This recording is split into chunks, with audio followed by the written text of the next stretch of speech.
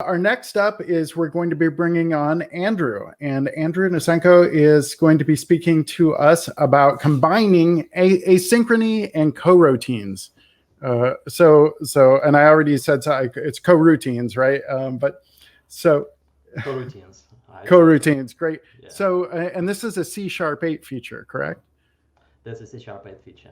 Yeah. Okay, great. We'll cover that. All right, so I will just bring you on and I will disappear. Thank you very much. Hi, friends. My name is Andrew Nasenko. I'm a software developer and entrepreneur. My previous role was with Nuance Communications, and I used to work there for many years as a part of a tremendous team of talented and wonderful people. I live and work in Australia, Australian of Ukrainian origins, and I'd like to say a big thank you for Sydney AltNet, who were the audience for the initial version of this talk. And of course, thank you to my wife and to my son for their patience and for letting me prepare for this event. We'll be talking about asynchronous coroutines with C#. This is the first time I'm giving a talk on a global scale, and I'm a bit nervous, so I apologize if anything goes wrong. So any questions, you can easily find me on TechWeb by my Twitter handle. I'd be happy to follow up. So let's begin.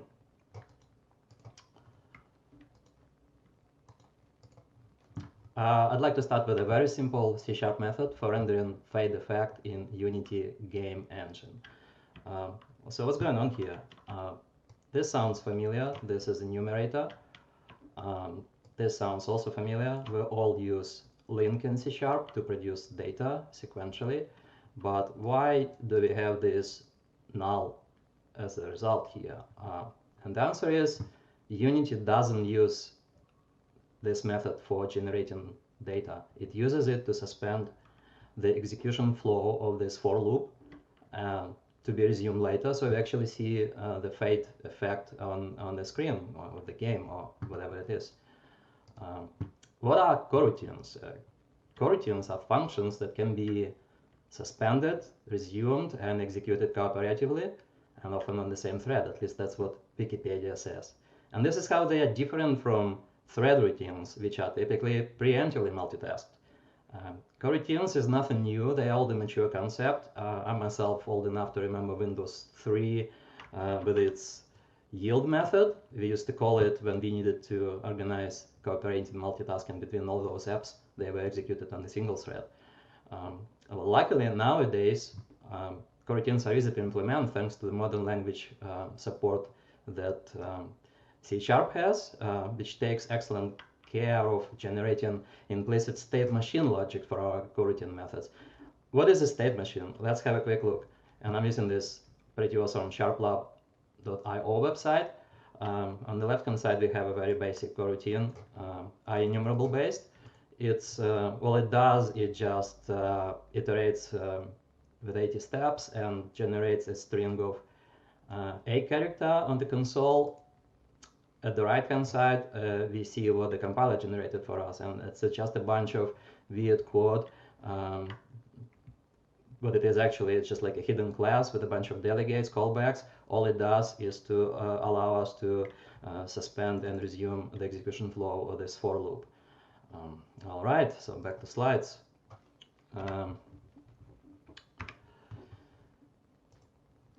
What are coroutines useful for? Coroutines are useful, can be useful for script-like scenarios where we want to suspend and resume the execution flow of something after each logical step. And the nice thing is we have explicit control over when to resume the execution and when to suspend it.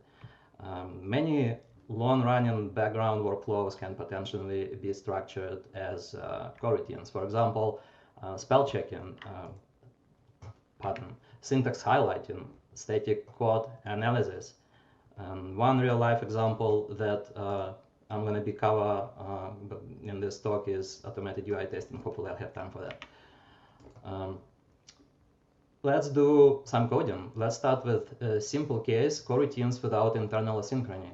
This approach has been in use since yield keyword was introduced in C#, I believe it's version 2, so over a decade by now, and that allows to implement state machines for IEnumerable and IEnumerator methods. Traditionally, we used yield return for synchronous generation of data sequences.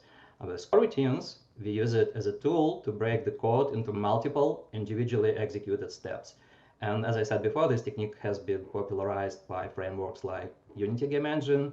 There's also Caliburn Micro for WPF and some others.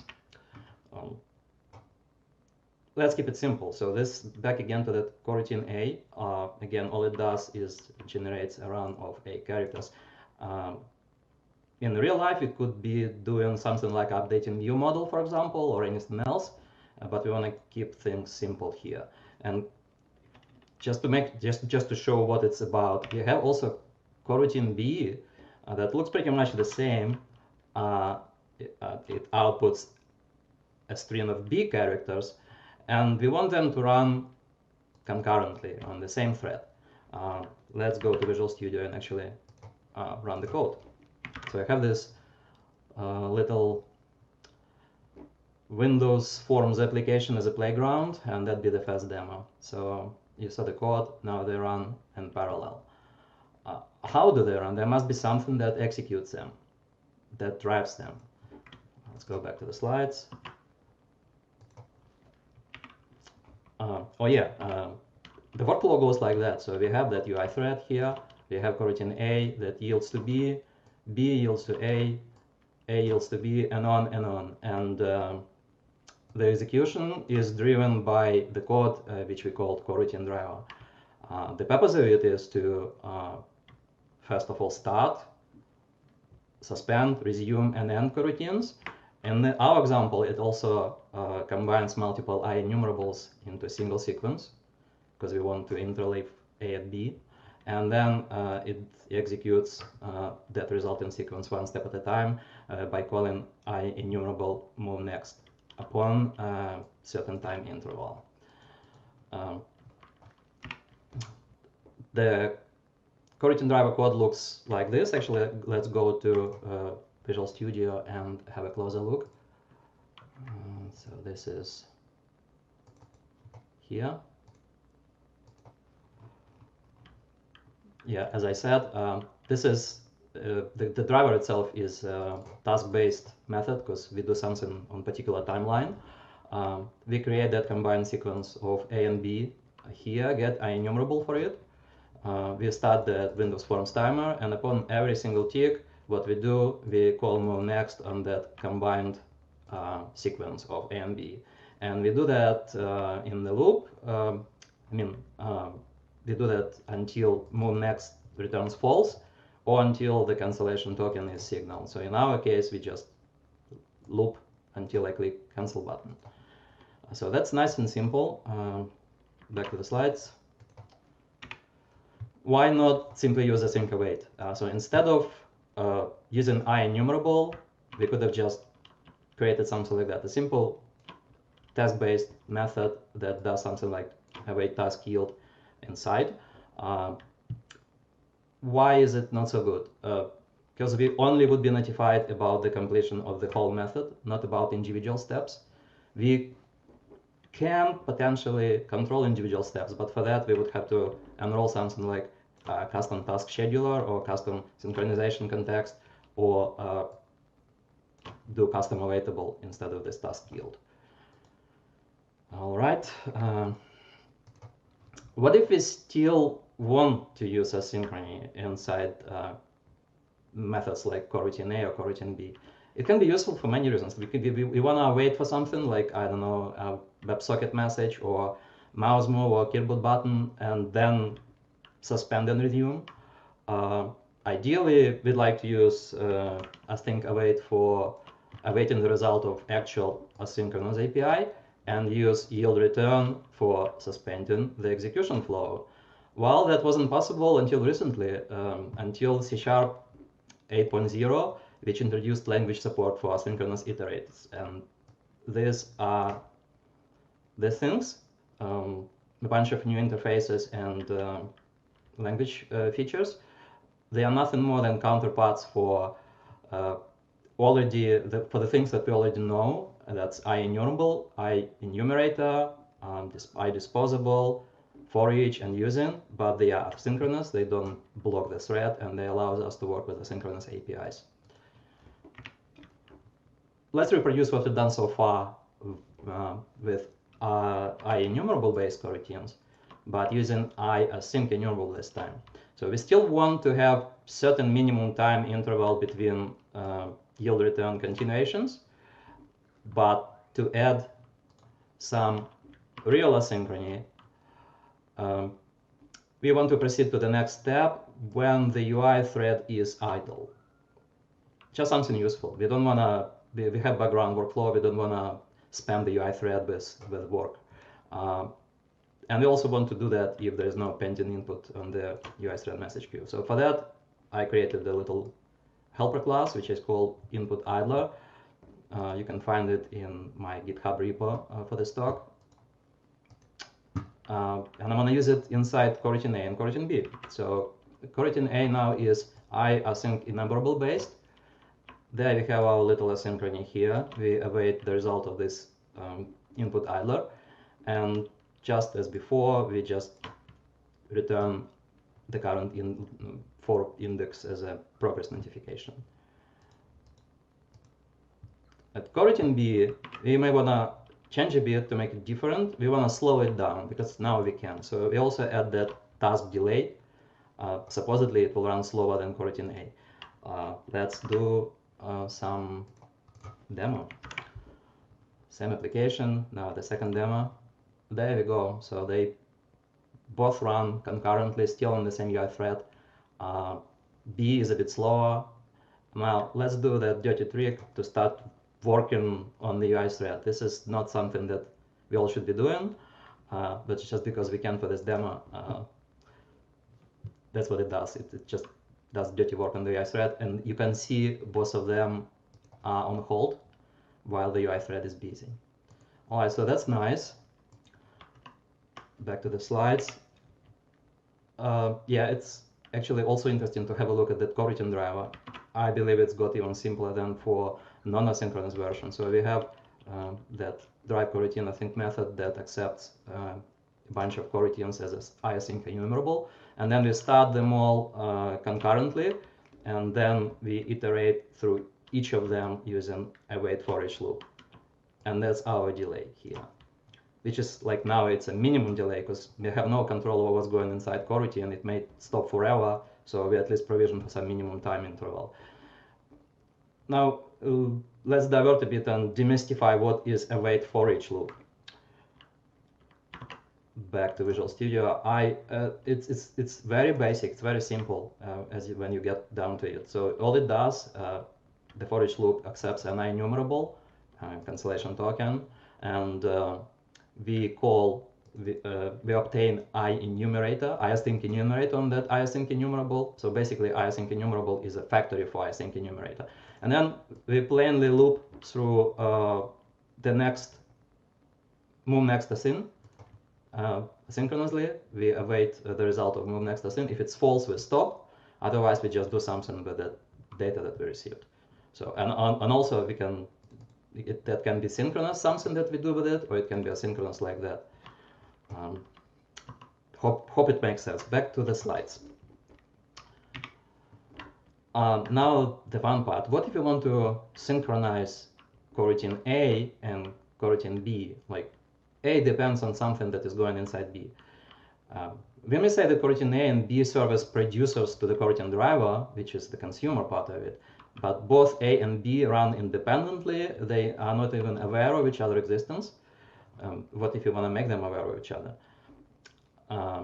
We can't just pass IEnumerable for B into IEnumerable for A into B and vice versa. We can't do that. So we need some kind of buffer. And I come up with a special helper class for that, which is called IAsync Coroutine Proxy. It wraps a very awesome .NET channel class, which we'll talk about a bit later, as a synchronous buffer for buffering progress notifications of each coroutine. Let's have a look at the code again. It's going to be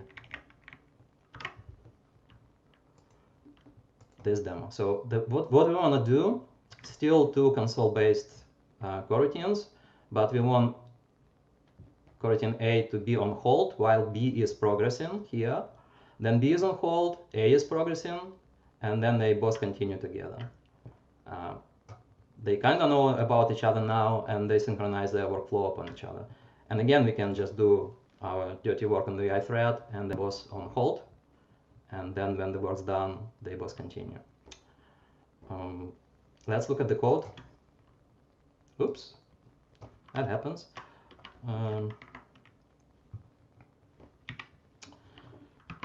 Yeah, before we look at the code, I want to touch a bit that channel class that I mentioned previously. So channel is like a pipe. We can push objects into one side of the pipe with channel writer, and then we fetch them as a synchronous stream from the other side of the pipe with channel reader. And so it looks like that. We have coroutine A, we have proxy for A, and we have coroutine B, and we have proxy for B. And the progress of A goes into proxy A, the progress of B goes into proxy B, and every time A wants to synchronize upon B, it speaks to that proxy of B. And the same thing is when B wants to synchronize upon A, it speaks to the proxy of A, not directly. Because if we did it directly, we could have ended up as some sort of naughty asynchronous deadlock, which is fun to experiment if you have time with. Let's look at the code. So that'd be this one.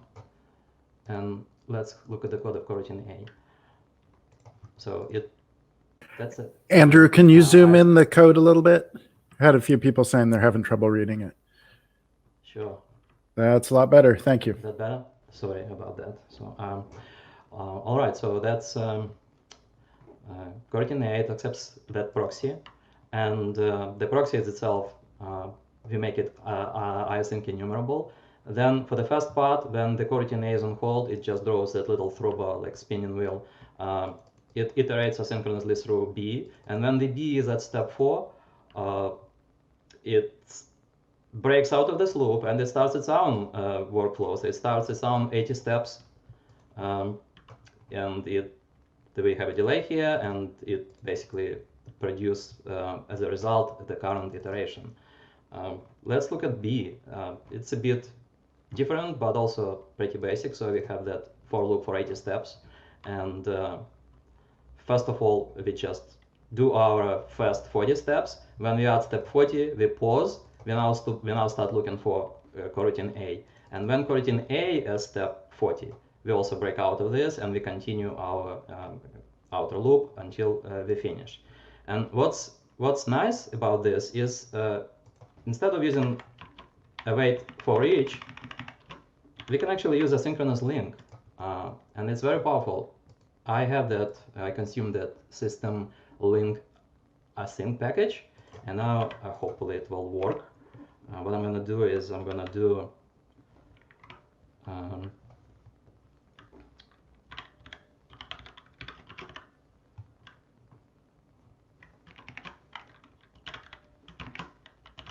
proxy A, take 40,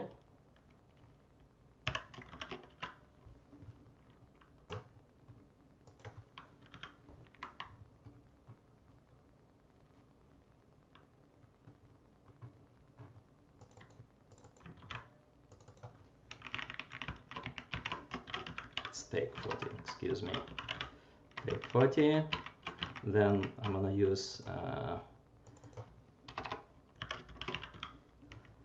last or default. I think that should do, and of course I need to evade this. So there's not gonna be the throwbar now, but let's have a quick run.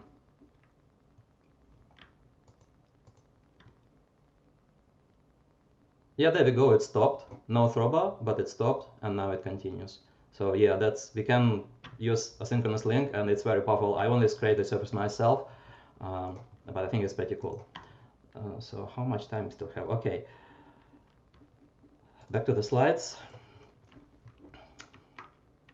Oh yeah, let's touch the base on what is that proxy code that uses the channel. The proxy code is actually pretty simple itself as well.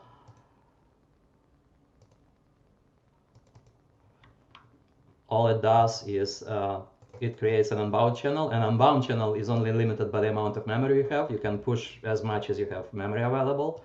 And it exposes the reader end of that channel as another IEnumerable. So that's what coroutine B takes in when it needs to speak to coroutine A. And then basically it just uses another await for each loop to iterate through coroutine which it is proxying to, and writes the progress notifications to the writer end of the channel, and that it completes the channel when that sequence is complete or is cancelled through the token. So yes, it's pretty simple as well. Now about real-world example. So I actually learned all that stuff when I started learning asynchronous strings in C#, and I wanted to apply it to something. And I have that side project that is a sort of copy-paste productivity improvement tool. I hate when I paste formatted text. I think everyone does. So we have Control-Shift-C that usually works, but sometimes it doesn't. Or sometimes you want to paste something into terminal window and it just get executed. So I wanted a little app to help me with my bad habits. And all it does, it just uses Windows Send Input API to simulate user input. It strips out the formatting from the clipboard and just spits it out character by character to the currently active app. And I needed I need a test for that, to automated test. So that's what I come up with. So I have a foreground thread that has a Windows form containing just a text box. And then I have a background thread that calls send input. Maybe a decade ago I need to synchronize upon these two workflows, because I need to know when the window is ready to accept the characters, when the characters has been processed and sent back what actually is inside the text box. So I had to synchronize, and previously I would use something like manual reset event and wait one to block. And the thing is, these two workflows that actually run on UI threads, both of them. The thread that has a message loop, and by blocking it, I would have opened a box of worms. So, but luckily today I can use asynchronous coroutines for that. So anytime background coroutine wants to speak to foreground coroutine, I can send the message with this yield return, and anytime it expects something from the foreground coroutine, it does it through await get next. So let's have a look at the code. Let's go to the test explorer. Let's first have a run of it. So that's a foreground window, and the background thread just sends some input and multi-line input, and at the end of it. So it's very basic, but behind the scene there's lots of stuff going on. So I have that foreground coroutine, which is IEnumerable, and it has like 4 states. Ready state, text received, cleared the text, and the finish. And when it starts, it basically begins with it does yield return to return the message to the background coroutine that it is ready. And after that, it is suspended because we made the return. The state machine is in suspended state. We'll get to the background later, but the next step, when it is resumed, it now awaits for a message from the background thread to background coroutine to make sure that now the background coroutine is ready. So it awaits for a message, verifies it is ready, and that proceeds to the next step. And the next step, it again awaits for the message to get something that the text was sent, and when the text was sent, it actually reads the text from the text box and submits it back as another message as text received. And so it's pretty much linear workflow. We don't have even any loops here. Let's look at the background coroutine. So background coroutine is very similar. Also runs on its own UI thread. It has ready state, text send, finish state, and it also starts like notifying the foreground that we are ready, and then it expects a message from the foreground that the foreground is ready here, and then it basically simulates the typing by sending that text, and then it notifies that the text has been sent, and then it awaits for another message to confirm that the text has been received. It verifies we received what we sent, and stuff like that. So what I like about that, it's they actually run in parallel, not even concurrently, because they run on different threads, but they synchronize at particular points when they need to, and everything is non-blocking, so there is not a single bit of the blocking code here. I think I just scratched the surface of it. There must be, yeah, that's, if you like to make a picture, it will take you to my GitHub repo for this project. Summing it up, I think that asynchronous coroutines may help with structuring any asynchronous workflows, and including certain consumer-producer scenarios. They are especially handy where there is no clear role separation between producer and consumer. And similar problems, of course, can be solved by more like mature and powerful toolkits like reactive extensions or TPL data flow. But those might have a bit of steep learning curve. And here we just deal with language constructs, the syntax sugar that C# isolates us from all the mechanics that goes behind the scene. And also this concept can be used with some other languages, those which support asynchronous iterators, including modern JavaScript. And that's it. Yeah, I have reference section. You can find all of that in my GitHub repo, and just if you need to get to it, just search for my Twitter handle. It's know the ratio. Thanks for watching that.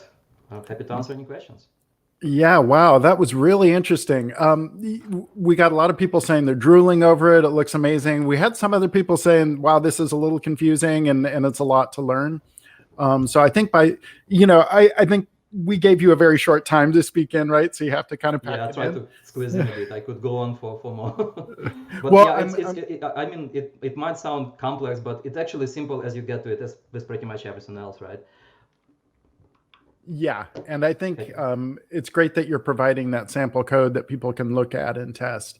I had a few questions. One is, are there cases where the overhead of adding in the async and the coroutines and that sort of thing, like, is there much of an overhead in doing that?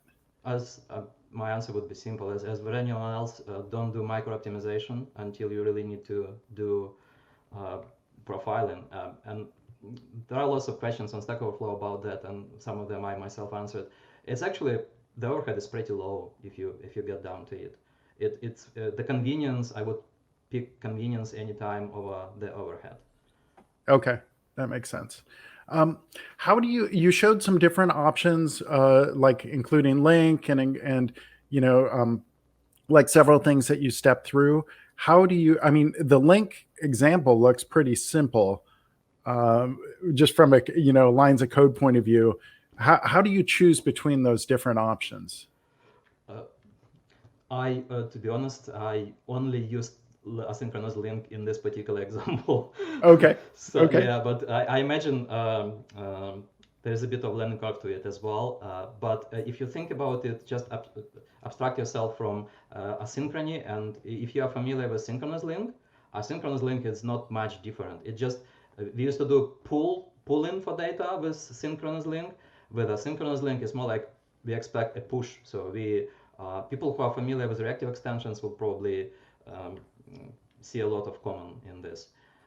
So it's up to you to decide. I prefer language constructs. I prefer a wait for loop. I prefer async disposables. I prefer whatever language can provide me with. I naturally fall back to that too. I can set a breakpoint on something and I can visualize in my head what's happening. And that's how it's different from reactive extensions. It's easier to debug because it's actually kind of pseudo-linear. You can put a breakpoint, step through it. I like it. Yeah. I had one other question, which is, when you're debugging, are there strange cases, or do you have any tips and tricks for debugging things when they're not working how you expect? I actually I would say there is no like trickery. And that's what I like about it. If you're familiar with synchronous debugging, I think Visual Studio does a lot of good work to give you the same experience for asynchronous debugging. There is a synchronous stack, and you can actually see like what it is like that nesting level of asynchronous calls. So it's pretty nice. I didn't face any issues debugging this one. Great. Okay. Well, we're just over time, so thanks a lot. Yep. Great. Appreciated your talk. I'll Thank you be very checking much, this guys. out later. Okay. Bye. Bye.